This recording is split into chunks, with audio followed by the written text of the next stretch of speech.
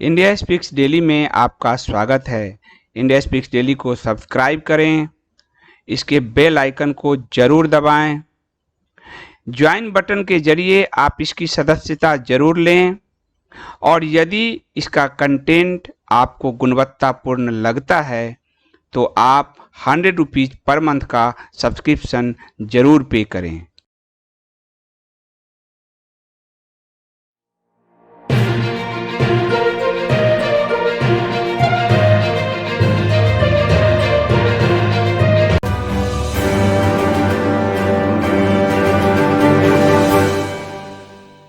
नमस्कार, India speaks daily में आप सबका स्वागत है। मैं हूं संदीप देव।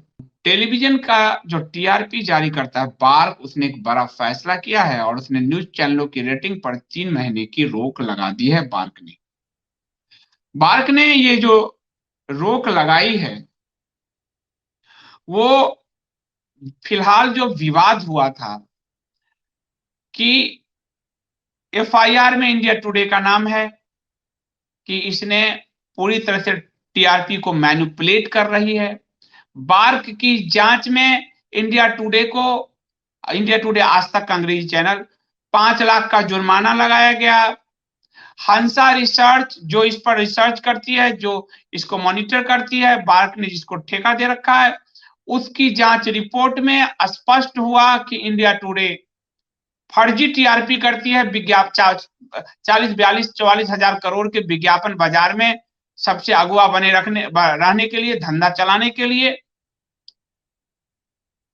और मुंबई के पुलिस कमिश्नर परमवीर पहुंच गए रिपब्लिक पर आरोप लगाने।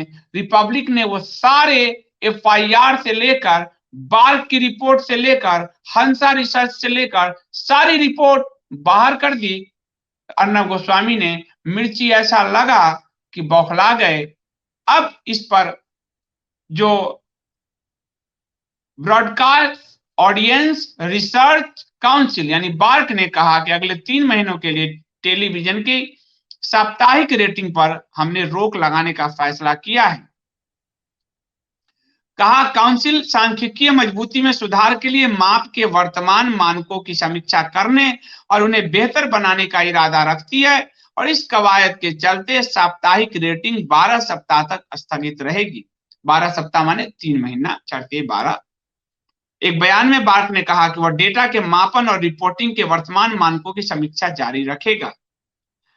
टेलीविजन की जो नियामक संस्था है न्यूज ब्रॉडकास्टर्स एसोसिएशन, उसने बार्क के इस फैसले का स्वागत किया है और उसने कहा है कि टीवी ये जो है इससे विश्वसनीयता बढ़ेगी।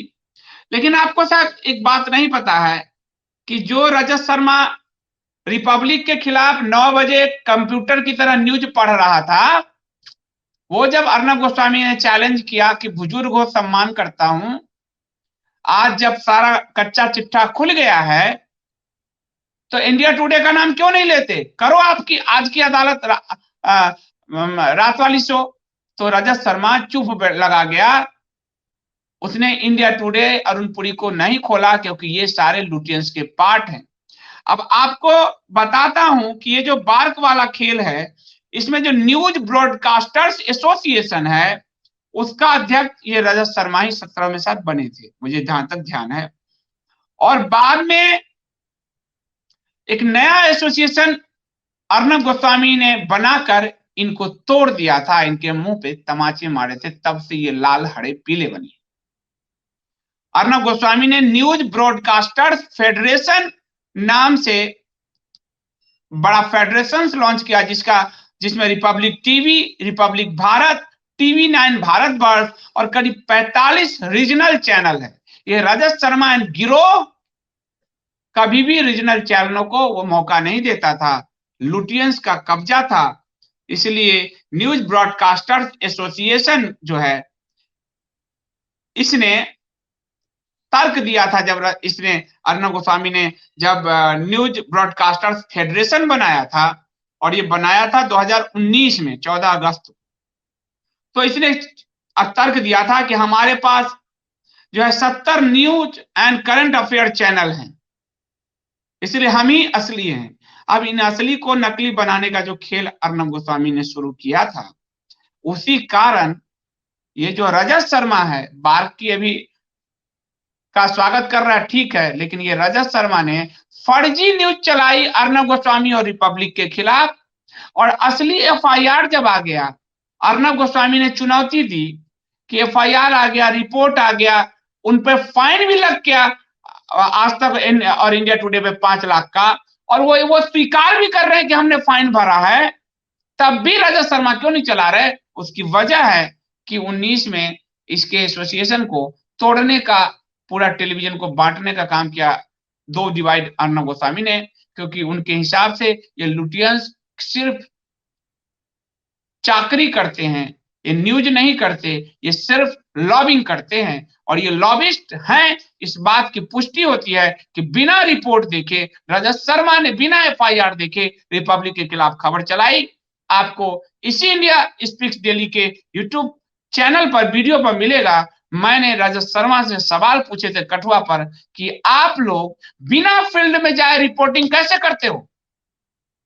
पुलिस के जो आपका चार्जशीट है उसके आधार पर आपने रिपोर्ट कर दी, घटनास्थल पर जो व्यक्ति है वो था नहीं, कहीं यूपी में एग्जाम दे रहा है, तो ये बगले झांकने लगा था, पानी पीने लगा था। तो अर्नब गोस्वामी इन सब की चूलें हिला रहा है, इसलिए ये लोग बेचैन है। क्या कीजिएगा, बेचैनी तो होनी ही चाहिए। इतना बड़े बड़े मठाधीश हैं, और मठाधीशों का जब सफाया होता है तो मठाधीश बेचैन होते ही हैं, यही सच बात है। अगली खबर हम लेते हैं एसएसआर केस में, और एसएसआर केस में यही जो लॉबी है, परमवीर सिंह और उद्धव की महाअघाड़ी सरकार जो है, शरद पवार कांग्रेस वाली, इसने फिर से रिपब्लिक को और अर्नब गोस्वामी को प्रेशराइज करने के लिए सुशांत सिंह का कथित दोस्त संदीप सिंह, कोई दोस्ती नहीं, इसको भी रजत शर्मा और आज तक ने प्रोड्यूस किया है। रजत शर्मा और आज तक के चैनल पर ही ये कथित दोष प्रकट हुआ था। 1 साल 1.5 साल से ये सुशांत के संपर्क में नहीं था। जिस दिन सुशांत की जून में मौत हुई, ये एकाएक देखा गया पुलिस को इशारे करते हुए, इसके कहने पर पोस्टमार्टम हुआ, पोस्टमार्टम में टाइम नहीं है, कोई बिना फैमिली वालों के कहे, कोई किसी तीसरे पक्ष के कहने पर पोस्टमार्टम कैसे हो जाएगा, ये फंस गया था। इसको मंच दिया रिया की तरह ही आज तक इंडिया टुडे और रजत शर्मा, और प्लेयर है परमवीर सिंह, मुंबई का पुलिस कमिश्नर। अब उसके कहने पर, इसने आरोप है कि उसके ही कहने पर, इन सब के लुटिया गैंग के कहने पर संदीप सिंह ने अर्नब गोस्वामी को लीगल नोटिस भेजा है, 200 करोड़ की मानहानि का केस किया है। मैं नहीं बोलना चाहता, लेकिन इसका इतिहास बिहार के मुजफ्फरपुर से जुड़ा हुआ है। मुजफ्फरपुर में जहां से इसका हिस्ट्री है, देख लीजिए, 200 करोड़ का 2 कौड़ी की औकात नहीं।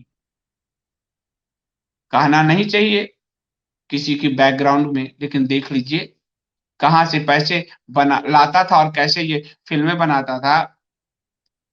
इसलिए ऐसे लोग संदिग्ध लोग हैं, और संदिग्धों के साथ रजत शर्मा और अरुण पुरी की कुछ ज्यादा मित्रता है। अब इसमें 200 करोड़ का नोटिस जो है रिपब्लिक टीवी को भेजा है, मानहानि का केस दर्ज कराते हुए। उधर मुंबई पुलिस ने भी रिपब्लिक को नोटिस भेज दिया है कि आपने पालघर में और कोविड में नफरत फैलाया, यानी किसी भी तरीके से अरुण पुरी से लेकर रजत शर्मा तक, उद्धव ठाकरे और सोनिया एंटेनियो माइनो से लेकर ये सबसेना तक, और परमवीर से लेकर इस संदीप सिंह तक, हर कोई रिपब्लिक को ही रोकने की कोशिश में लगा हुआ है। 200 करोड़ का मुआवजा मांगा है इसने कहा है अब भुगतान वक्त आ गया है भुगतान करने का। 200 करोड़ वाला आईना देखो, जाके मुझ अपना देखो, लॉबी के कहने पर लॉबिंग करने आए हो, वो तुमको मालूम नहीं है। अर्नब गोस्वामी से लॉबिंग करने गए थे ये लोग, परमवीर सिंह और अरुण पुरी, पूरा कच्चा चिट्ठा उठा के बाहर कर दिया।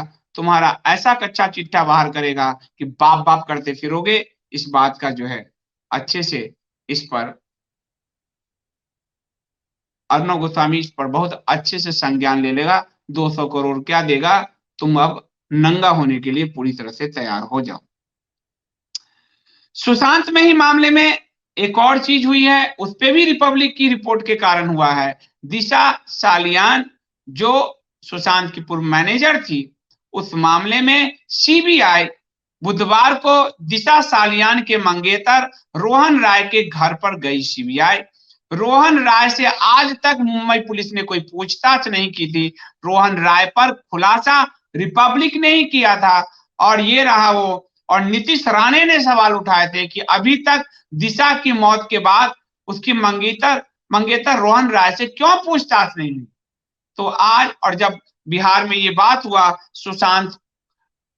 अगर सुशांत को न्याय नहीं तो बिहार में वोट नहीं, तो आज सीबीआई रोहन राय के घर पहुंची है और रोहन राय के घर का दौरा किया है। इस मामले में रिपब्लिक ने ही खुलासा किया था। सीबीआई की 5 अधिकारी टीम मुंबई के मलाड स्थित रोहन राय के घर पहुंची। गार्डों को सूचित किए बिना ही अधिकारी रोहन राय के फ्लैट में चले गए। वहां करीब 1 घंटा फ्लैट में कुछ छानबीन करते रहे। गार्ड ने दावा किया कि वह पुलिस अधिकारी जैसे नहीं थे, लेकिन एजेंसी से हो सकते हैं। रोहन राय के घर में आपको बता दूं कि इसमें सीबीआई ने कुछ फॉरेंसिक साक्ष्य जुटाए होंगे, रिपब्लिक कह रहा है। 8 और 9 जून की रात को दिशा मलाड के एक बिल्डिंग से के 14वें फ्लोर से गिरकर उसकी संदिग्ध मौत हुई थी। शक है कि उसकी भी हत्या की गई है सुशांत सिंह राजपूत की तरह ही। 8-9 जून के ठीक 5-6 दिन बाद सुशांत सिंह राजपूत जो है, 14 जून को सुशांत सिंह राजपूत भी संदिग्ध रूप से अपने घर में मृत पाए गए थे। सुशांत और दिशा से जुड़े हुए काफी सारे लोग या गायब हो गए या मारे गए हैं। इस मामले में नीतीश राणे ने, जो भाजपा के नेता है, उन्होंने सबसे पहले सवाल उठाए थे कि रोहन राय से कोई पूछताछ क्यों नहीं हो रही है। इस मामले में राणे ने दावा किया था कि पहले रोहन राय मंगलुरु में अपने गांव में थे, लेकिन अब वह नागपुर में है। और नीतीश राणे ने कहा था जब दिशा कथित रूप से गिरी थी तब रोहन उस घर में मौजूद थे, लेकिन उसके बावजूद भी ऐसा कहा जा रहा है कि वह करीब 20-25 मिनट बाद नीचे आए, जो उनके संदिग्ध व्यवहार की ओर इशारा करता है। अभी तक क्यों नहीं किसी एजेंसी ने पूछताछ की। सीबीआई पहली बार दिशा सालियान के मामले में पूछताछ करने या उसके घर पर फ्लैट पे गई है, पूछताछ तो नहीं हुई है, उसके घर पर गई है।